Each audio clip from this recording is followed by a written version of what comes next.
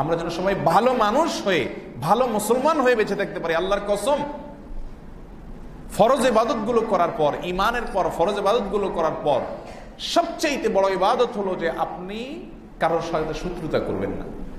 সে করুক, আপনি করবেন না। আপনি তার কোনো ক্ষতি চাইবেন না। কেন ইসলাম গীবত নিষেধ করেছে? গীবত করা হালাল না হারাম? কেন ইসলাম হারাম করেছে বলেন? আপনার পেছনে আমি ওনার কাছে আপনার সমালোচনা করলাম, করলে কি হবে? যে বিষয়ে সমালোচনা করতে সত্য, আপনি আসলে চুরি করছেন, কিন্তু ওইটা আর কেউ জানে না, আমি এই সময় শুনে দিলাম যে ওই লোকটা চুরি করছে। এতে কি হবে? ওনার মনে আপনার প্রতি একটা ঘৃণা তৈরি হবে। এতে আস্তে আস্তে সমাজে মানুষের মধ্যে কি হবে? দূরত্ব তৈরি হবে। এই জন্য ইসলাম বলেছে, তুমি কারোর দোষ যদি দেখে থাকো, তোমার বুকের ভিতরে হজম করে রাখো, কাউকে বলিও না। মান সাতারা মুসলিমা, যে ব্যক্তি কোনো মুসলমানের দোষকে ঢেকে রাখবে, প্রকাশ করবে না আল্লাহর জন্য, কিয়ামতের দিন আল্লাহ তাআলা তার হাজার হাজার দোষ মানুষের সামনে প্রকাশ করলে সে বেজ্জত হয়ে যাবে। আল্লাহ কাছে ডেকে এনে রহমতের চাদরের ভিতরে এনে বলবেন, এই অমুক কাজ করস নাই, অমুক কুকাম করস নাই, অমুকগুলা করস নাই, কেউ জানে না, আমি তো জানি, তোর আমলনামা লেখা আছে। বলবে, আল্লাহ সব করছি, অস্বীকার করার উপায় নেই। আল্লাহ বলবেন, দুনিয়াতে তোর এগুলাকে আমি ঢেকে রাখছিলাম, আজকেও সেগুলোকে ঢাকে রাখলাম, সবগুলো ডিলিট করে দিলাম। এই পুরস্কার পাইতে হলে দুনিয়াতে মানুষের দোষ ঢাকার গুণ নিজের ভিতরে পয়দা করতে হবে। কোন মুসলমান ভাইয়ের আয়েব তালাশ করা যাবে না, দোষ তালাশ করা যাবে না। চেষ্টা করা যাবে তো ইনশাআল্লাহ। একটা সুন্দর সমাজ গড়ার জন্য গোটা সমাজকে আপনি সংশোধন করতে পারবেন না। আপনি তওবা করেন, আপনি কারোর পেছনে সমালোচনা করবেন না, খোঁজাখুঁজি করে কারোর দোষ আবিষ্কার করবেন না, কোন প্রকার গ্রুপিং এ কাউকে শত্রু মনে করবেন না। সবাই আমার মুসলিম ভাই, এই উদারতা নিয়ে চলবেন। তবে হ্যাঁ, অনুসরণ করার ক্ষেত্রে অবশ্যই সত্য এবং সঠিকের উপরে থাকবেন, কোরআন এবং হাদিসের উপরে থাকবেন।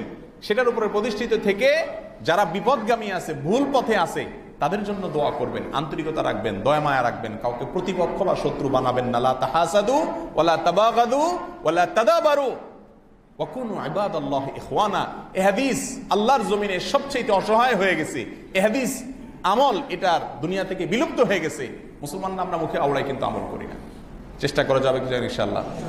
পরিবার, সমাজ, দেশ, গোটা পৃথিবী শান্তিতে পরিপূর্ণ হবে যদি এই হাদিসের উপর আমরা আমল করি। আল্লাহ তাআলা আমাদের অন্তর থেকে হিংসাগুলোকে ধুয়ে মুছে পরিষ্কার করে দিন। জান্নাতে যাওয়ার আগে আল্লাহ রাব্বুল আলামিন একটা ক্লিনিং অপারেশন চালাবেন মানুষের উপরে। আল্লাহ রাব্বুল আলামিন জান্নাতীদের অন্তর থেকে গিল একে অন্যের বিরুদ্ধে যে শত্রুতা, হিংসা, এটা অন্তর থেকে একদম ধুয়ে মুছে পরিষ্কার করে দিবেন। তারপরে সে জান্নাতে যাবে। আমরা যখন জন্মগ্রহণ করি, মায়ের পেট থেকে ভূমিষ্ঠ হয়ে আসি, কারোর প্রতি কোনো শত্রুতা থাকে? বিদ্বেষ থাকে? হিংসা থাকে? ছোট শিশুর, কোন নবজাতক শিশুর কোনো শত্রু থাকে? থাকে। আল্লাহ রাব্বুল আলামিন বলেছেন, ইয়াউমা লা ইয়ানফাউ মালুন ওয়ালা বানুন।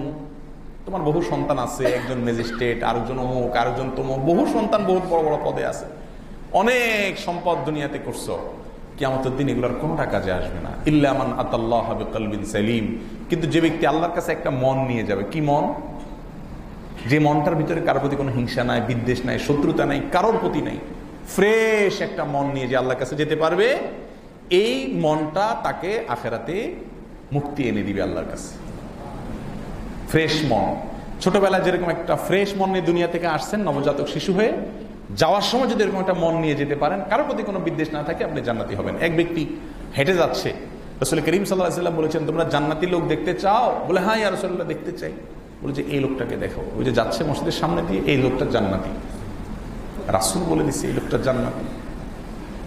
সাহাবীরা পাগল হয়ে গেছে ওই লোকটার রহস্য আবিষ্কার করার জন্য। কি করে এই লোক যে জান্নাতি? রাসূল বলে দিচ্ছে।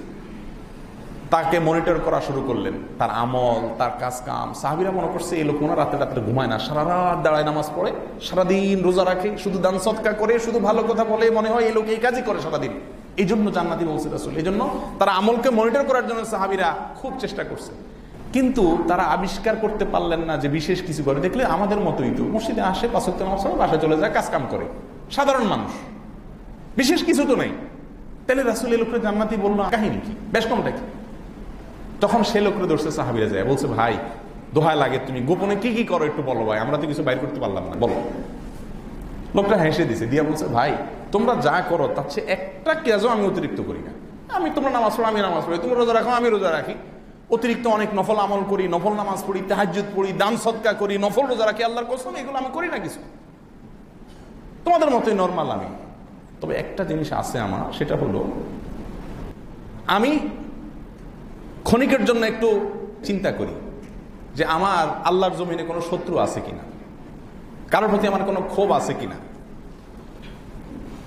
তো আমি চিন্তা করে দেখি যে না, আমার অন্তর সম্পূর্ণ ব্লাঙ্ক, খালি। আমার শত্রুর তালিকায় কোনো মানুষ নাই। আমি সবাইকে ক্ষমা করে দেই, সবার প্রতি আন্তরিকতা রাখি, সবার কল্যাণ চাই, কারো ক্ষতি করতে চাই না। এই যে একটা পরিচ্ছন্ন অন্তর আছে আমার, এটা ছাড়া আমি আর বিশেষ কিছু দেখি না। তখন সাহাবীরা বুঝলেন এটাই হলো সেই গোপন রহস্য যা একজন মানুষকে জান্নাতের সার্টিফিকেট দুনিয়াতে আনাই দিচ্ছে। আর আমরা লম্বা জুব্বা, দাড়ি, টুপি, পাগড়ি, ইয়া বড় হুজুর, সবই ঠিক আছে, কিন্তু গীবত, শিকায়েত, শত্রুতা, বিদ্বেষ, হিংসা, পারিবারিক, সামাজিক, রাষ্ট্রীয়, দলীয়, ইসলামের নামে বিভিন্ন ভাবে আমরা করতেছি কি করতেছি না। আল্লাহ তাআলা আমাদের অন্তরগুলোকে দুধের মতো পরিষ্কার করার তৌফিক দান করুন। আল্লাহর কাছে দোয়া করবেন। অন্তরের রোগগুলো মানুষ ধরতে পারে না, নেক্সট সূরাতে শয়তানে সেগুলো ঢুকায় দেয়। এই রোগগুলো আমাদেরকে শেষ করে দিচ্ছে। আল্লাহ রাব্বুল আলামিন আমাদের সবাইকে ভাই ভাই হয়ে নামাজে যেরকম কাঁধে কাঁধ মিলে দাঁড়ায়, আপনার শত্রুর সাথে আপনি কাতারে একসাথে দাঁড়াচ্ছেন, কাঁধে কাঁধ মিলে দাঁড়াচ্ছেন, কিন্তু মসজিদ থেকে বাইরে হয়ে তার বিরুদ্ধে সমালোচনা করতেছেন। কারোরকে বলতেছি না, আমরাই করতেছি। ঠিক না ভাই? ঠিক। আল্লাহ তাআলা আমাদের সবাইকে সংশোধন করার তৌফিক দান করুন। জাযাকুমুল্লাহ ওয়া আখিরু দাওয়ানা আলহামদুলিল্লাহি রাব্বিল আলামিন।